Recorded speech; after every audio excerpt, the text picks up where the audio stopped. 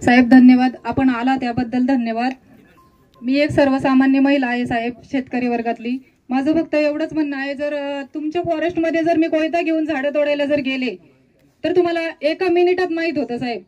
मग आमची मुलं ज्यावेळेस वाघ बिबट्या एवढा तोडतो तुम्हाला माहित होत नाही, याचं मला वेगळं काहीतरी एक वेगळं दुःख वाटतंय.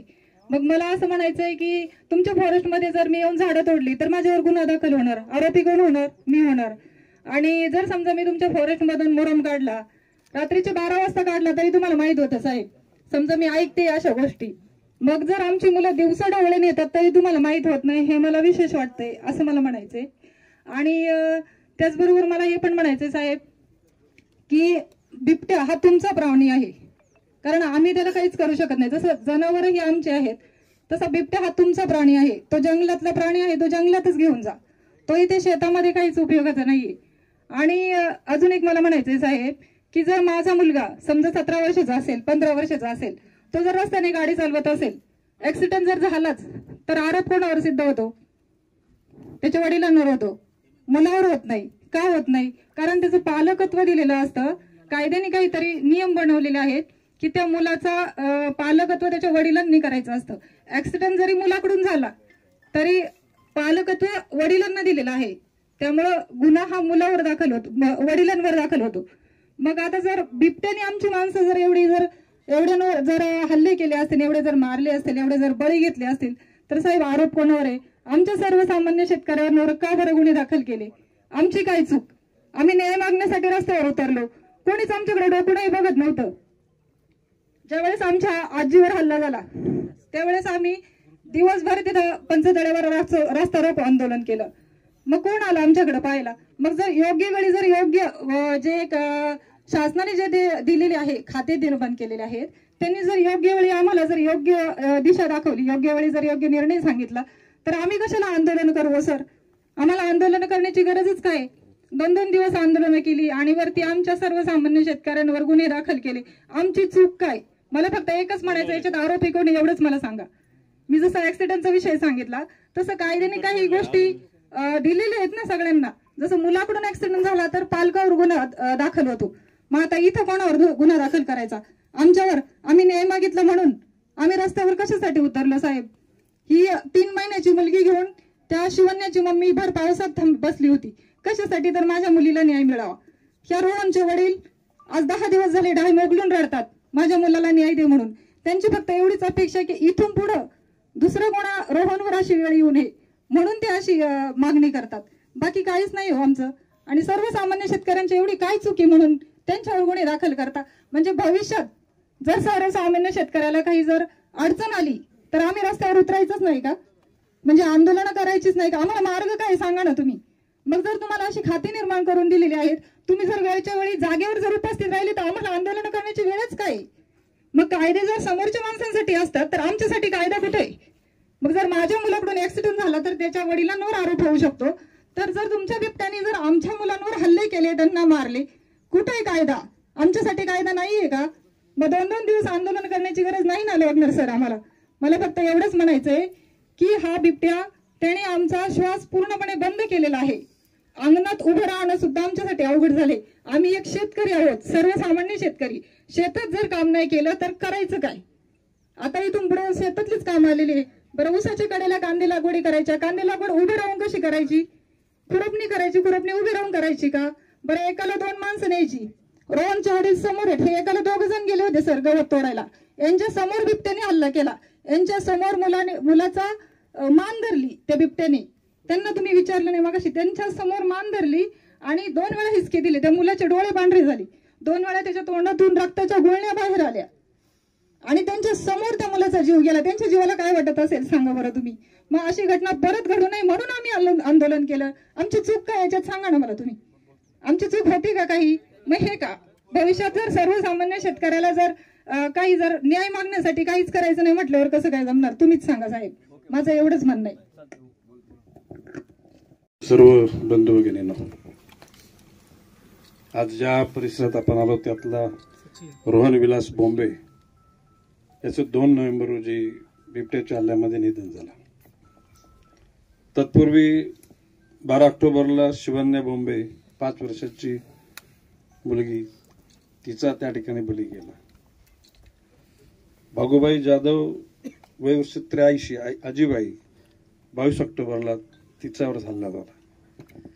या सर्व दुःखद वातावरणामध्ये आता ताईंनी सांगितलं आंदोलन करणं तुम्ही चुकीचं केलं नाही. आंदोलन हा लोकशाहीचा गाभा आहे.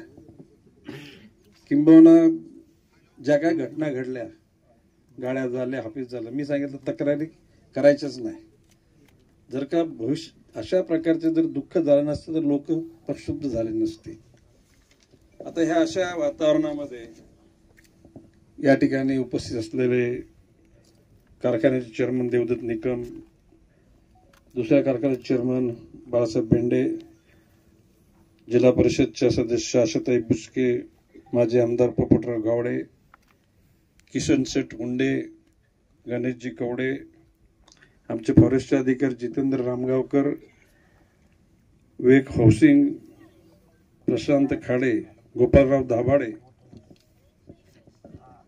संजय शेठ पानसरे, शंकर शेठ पिंगले, शशिकांत राऊत, प्रकाश मोरे, विजय वालुंज, भाऊ भाकर, सुनिकेत हंडे पाटील, विजय पवार, अन्य पंचकृषीतील जमलेल्या ग्रामस्थ बंधू आणि भगिनींनो, तर म्हणजे त्या दिवशी देवदत्त निकम आणि आशाताई बुचके यांचं माझं ओपन स्पीकरवर बोलणं झालं. मी त्यांना सांगितलं मी येणार आहे. तो कालखंड अतिशय तप्त वातावरणाचा होता. खरं म्हणजे पुणे जिल्हा आणि नगर जिल्हा हे 2 हायटेक पद्धतीनं ह्या बिबट्यांचा बंदोबस्त करण्याकरता मी निर्देश दिलेले दोन्ही जिल्ह्यात.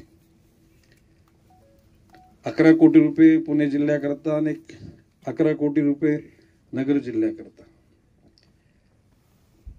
आपल्याकडे हे आताच सुरू झालं. पूर्वी तेवढं नव्हतं. जसा ऊसाची लागवड जास्त झाली त्यांना असं वाटायला लागलं हा आमचा आदिवास आहे, म्हणजे आमचं घर हे ऊसाचं शेत आहे, असे भास निर्माण व्हायला लागला. आता विदर्भामध्ये चंद्रपूर ह्या परिसरामध्ये वाघाचे हल्ले होतात आणि झाले. त्याकरता अतिशय आधुनिक यंत्रणा वापरली गेली. सॅटेलाइटशी कनेक्ट करून इंटरनेट म्हणजे याला आर्टिफिशियल इंटेलिजन्स, कृत्रिम बुद्धिमत्ता, आणि जस्ट नुसता असा तो वाघ गेला तर लगेच असा सायरन होईल की ह्या 10-12 किलोमीटरच्या अंतरामध्ये लोकांना ते समजेल. तुमच्याशी चर्चा झाल्यानंतर साधारण 1000 पिंजरे ह्या आपल्या पुणे जिल्ह्याकरता 200 पिंजरे आले आणि आता उर्वरित आणखी 1000 आणि 200 म्हणजे 1200 पिंजरे असतील आणि ते कार्यान्वित असतील. किंबहुना फॉरेस्ट यंत्रणा सतर्क आहे आणि आजच वनताराच्या अधिकारी वर्गाशी मी बोललो. आता सध्या आपल्या रिस्क्यू सेंटरला मानिटोला की 20 आहेत आणि मी वनताराच्या अधिकाऱ्यांना सांगितलं की तुम्ही लवकर, ते आलेत अधिकारी, आणि त्यांना सांगितलं ते लवकर घेऊन जा. या ठिकाणी अन्य राज्यांना बिबटे लागत असेल तिथे पण दिले जातील. आफ्रिकेमध्ये तिथे सिंह आहेत, त्या ठिकाणी आपल्याकडे नसलेले अन्य प्राणी आहेत पण तिथे बिबटे नाहीत, तिथे त्यांच्याकडे बिबटे पाठवलं होतं. पण खरं म्हणजे मगाशी वक्तव्यात सांगितलं की जीवाची किंमत तर कोणी, वस्तू खरेदी करता येईल पण जीव तर आणता येत नाही. आणि हे जीव गेले याच्याविषयी जितकं मनात दुःख आहे ते शब्दाने उच्चारणं बरोबर नाही. याकरता आता नसबंदी हा पर्याय मगाशी असं त्यांनी सांगितल्याप्रमाणे केंद्र सरकारच्याकडे तो अंतिम टप्प्यात आहे. नसबंदी केल्यानंतर बिबटे कमी होतील. तुमच्या इकडचे बिबटे आमच्या कोकणात उतरले, माळशेज घाट उतरून ठाणे जिल्ह्यामध्ये बिबट्या, आणि बिबटे भविष्य काळामध्ये हे जर बंदोबस्त नाही केलं तर गावात अशी कुत्री भटकतात तसे बिबटे भटकतील. आणि आता पण सुरुवात तशी झालेली आहे. आता या भागामध्ये ज्या सगळ्या घटना घडल्या याचं गांभीर्य निश्चितपणे शास्त्र, ज्याला बातमी वाचल्यानंतर मला वाटतं मी या खात्याचा मंत्री बदनाम व्हायसाठी झालो का असं वाटायला लागतं. खरं आहे की लोकांचा जीव, दोष आपल्याला लागला तरी हरकत नाही, परंतु लोकांचा जीव जाता कामा नये याकरता फॉरेस्ट यंत्रणा सतर्क राहणार आहे.